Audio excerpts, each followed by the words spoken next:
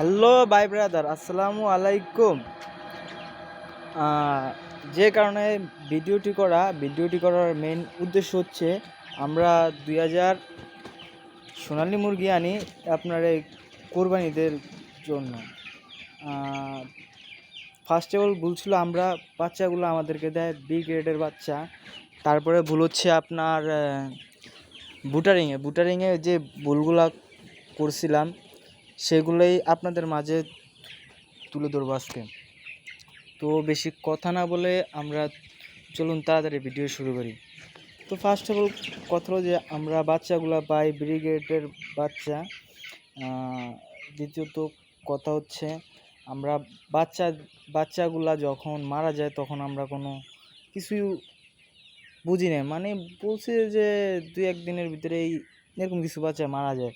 তারপরে হঠাৎ 100, 200, 300 এমন করে মারা যাওয়ার পর আমরা ডাক্তার আনি, ডাক্তারে বলে মুরগির নিউমোনিয়া। তো আমরা ওষুধ খাওয়াই, কিছুটা কমে, মৃত্যুর ঝুঁকি কিছুটা কমে যায়, বাট তারপর থেকে আবার বাড়ে।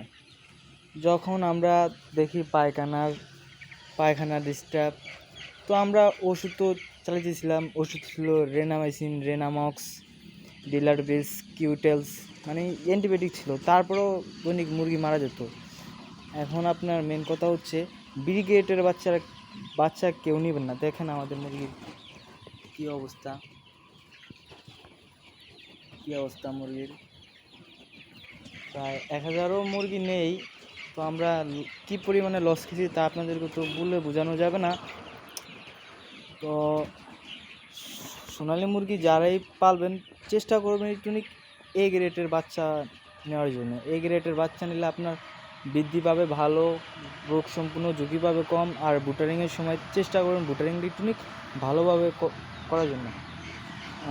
দেখতে পাচ্ছেন আমাদের আজকেও প্রায় 150 পিসের মতো মুরগি মারা গেছে, গতকালকে মারা গেছে 500 পিস, মানে এমন করে দৈনিক 200-300 মারা যায়।